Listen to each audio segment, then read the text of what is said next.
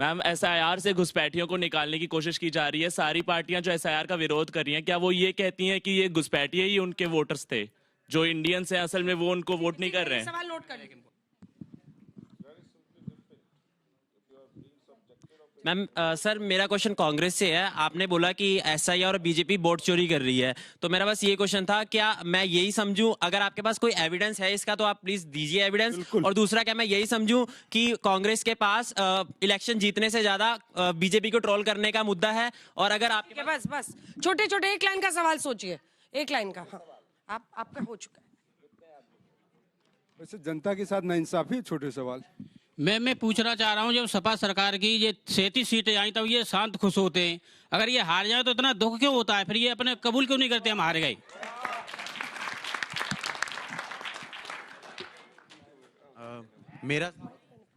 मेरा सवाल दीपक जी से है। आप एक साफ स्वच्छ जवाब क्यों नहीं दे रहे हैं कि अगर सोनिया जी ने वोट दिया तो हमारी गलती है और हम इसे मानते हैं, या आप ये मान रहे हैं कि चलो घी गिरा तो हमारी थाली में गिरा तो ये तो हमारा ही फायदा हुआ? मेरा सवाल ये है, जैसे हम सभी जानते हैं कि असम में सबसे ज्यादा इलीगल इन्फ्लेटेशन होता है, ठीक है? तो उस टाइम कांग्रेस को अगर इतनी दिक्कत हो रही है तो कांग्रेस ने अपने राज में उस पर जीरो टॉलरेंस पॉलिसी तब क्यों नहीं लगाई? अब क्यों इतना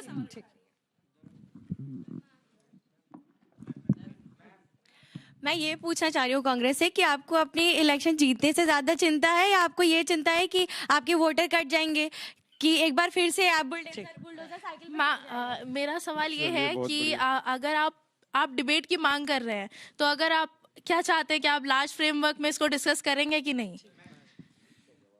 मैम, राहुल गांधी जी ने खुद ये चीज कही थी कि गलत वोटर्स इलेक्शन में जुड़ रहे हैं, गलत वोटर्स को जगह दी जा रही है और गैर कानूनी तरीके से हो रहा है। तो मेरा सवाल ये है, क्या अब वो एसआईआर का विरोध क्यों करने में लगे हुए हैं? क्या वो भी घुसपैठियों के साथ मिले हुए हैं? मैम, कांग्रेस के लोग कहते हैं कि सरकार और कोई भी जवाब नहीं देता, जब संसद में जवाब मिलते हैं तब आप पीठ दिखा के भाग क्यों जाते हैं, ये बताइए। झा जी, आप ही से शुरू करते हैं। झा जी, देखिए बच्चों, अब सवाल ये है कि चाहे आप कितना भी आरोप लगाइए, एक बार मैं आपके सामने पे एक ओपन ये कर देती हूँ, आप में से कितने लोग हैं जो पहली बार हल्ला बोल के शो में यहाँ स्टूडियो में आए हैं? कितने लोग हैं जो पहले आ चुके हैं? हाथ उठाएगा, ईमानदारी से उठाएगा। मैं उन चेहरों को पहचानती हूँ। 1 2 3 4 5 6 7 8 स्टूडेंट्स हैं इतने छात्रों में। देखिए, मुझे इनके सवालों पे किसी पे डाउट नहीं, किसी पे शक और सवाल शंका कर नहीं रहे हैं। हाँ, मैं सारे बच्चों का स्वागत करता हूँ। मैं ये कहता हूँ कि आप लोग इतिहास पढ़े हैं ना? बाबर और महाराणा प्रताप की लड़ाई हुई है क्या? ये वो लोग हैं जो कहते हैं बाबर और महाराणा प्रताप की लड़ाई हुई है। तो इतिहास को ये लोग छेड़ते हैं, बदलते हैं। और रही बात चुनाव आयोग की, जो 75 साल का डेटा निकाल रहे हैं, 150 साल का डेटा निकाल रहे हैं, उनसे 45 दिन का डेटा नहीं संभल रहा है। चुनाव आयोग 45 दिन का डेटा नहीं संभाल पा रहा है। माताओं बहनों की तस्वीर नहीं दिखाएंगे। बिहार में तो भी 45 मैं बिहार की बात आ रहा हूँ। दूसरी बात, बिहार में आप लोग क्यों नहीं मांग रहे हैं? जानना, देखिए, मैं भी चाहता हूँ इस देश में घुसपैठिए ना रहे। आप भी चाहते हैं 20 साल के बाद एसआईआर हो रहा है, हम स्वागत करते हैं। हमारे 4 मुद्दे हैं। जवाबदेही, ट्रांसपेरेंसी के साथ होनी चाहिए। दूसरी कि मशीन का जो स्ट्रक्चर है, आर्किटेक्चर है, उसका सही तरीके से इस्तेमाल होने रहा है कि सारे देश के लोगों के सामने उसका डेमो किया जाए। चौथी बात, इलेक्शन कमीशन का जो चुनाव होता है उससे आप विपक्ष के नेताओं को रखिए, मत रखिए। सीजेआई को क्यों हटा दिया भाई? उसको तो हम और आप नहीं चुनते ना। सीजेआई को आपने चीफ जस्टिस ऑफ इंडिया को क्यों हटा दिया? तो 3-4 मुद्दे हैं, भाजपा जवाब नहीं देती है, लेकिन कहते हैं कि एसआईआर हो जाएगा तो घुसपैठिए निकल जाएंगे। बिहार का तो हो गया ना। अब जानना चाहते हैं कितने आए कि नहीं आए? वहां पे बताएंगे ये लोग? नहीं बताएंगे। ये तो बता दिया कि 5 लाख लोग मर गए, 7 लाख लोग यहाँ पे अवैध तरीके से वोट डाल रहे थे। तो राकेश सिन्हा जो दिल्ली में रहते हैं, बिहार में जाके वोट डालते हैं, तो घुसपैठिए हैं क्या? ऐसे घुसपैठिए जहां भाजपा जाती है वोट डालने, वो घुसपैठिए है। तो इन घुसपैठियों से बचना है। और असम की बात आपने कहा कि कांग्रेस की सरकार और सब कुछ रहा, तो देखिए, नेहरू जी को लोग गाली देते हैं, महात्मा जी गांधी जी को कहते हैं कि उनको पूरा देश नहीं जानता। जब पिक्चर देखा तब आपने महात्मा गांधी जी को देखा और तब आपने जाना। तो ये लोग इतिहास के साथ छेड़खानी करने वाले लोग, तथ्यों के साथ छेड़खानी करने वाले लोग। जवाब दे दीजिए ना उसको, उनको छोड़िए, इसको क्यों बीच में ला रहे हैं? जवाब दे तो दिया। पूछ रही है, असम में आप लोगों का शासन था, क्यों नहीं रोका? एक जवाब उसको दे मैं दीजिए, अब छोड़िए कह रहा हूं, इनको, अब आपका बीजेपी वालों को। शासन है ना, अब आप करके दिखाइए ना। 11 अगर हमारी गलती थी इसलिए जनता आपको चुन के लेके आई थी। अगर आप अंजना जी, देखिए अंजना जी, मैं जवाब दूंगा। आपके पूंछ पर पांव दबा दिया। अंजना जी, मैं जवाब देता हूं।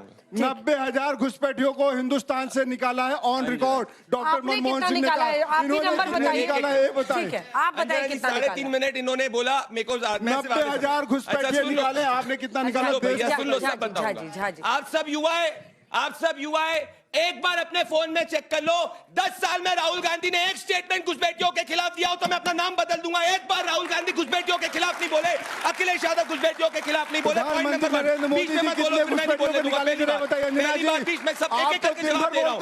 अरे काय मिर्ची लग गई, बैंक ऑफ थाईलैंड जाने क्या जो इतनी मिर्ची लग गई, बैठो नीचे। दूसरी बात बताइए कितने नहीं, इन्होंने राहुल गांधी के नाम तो लिया क्या बोल, तो मैं कहूंगा राहुल गांधी का नाम लिया भैया और घुसपैठियों को देश से बाहर निकाला। बताओ, देश को बताओ, देश जानना चाहता है कितने घुसपैठिए अरे निकले बता हैं? रहा हूँ, 10 साल हो गए, बता रहा हूँ, 21,350 घुसपैठिए, 21,350 घुसपैठियों का टैक्स कांग्रेस पार्टी ने हर दिन जाके घुसपैठियों का वोटर आईडी कार्ड बनाना चालू कर देती है।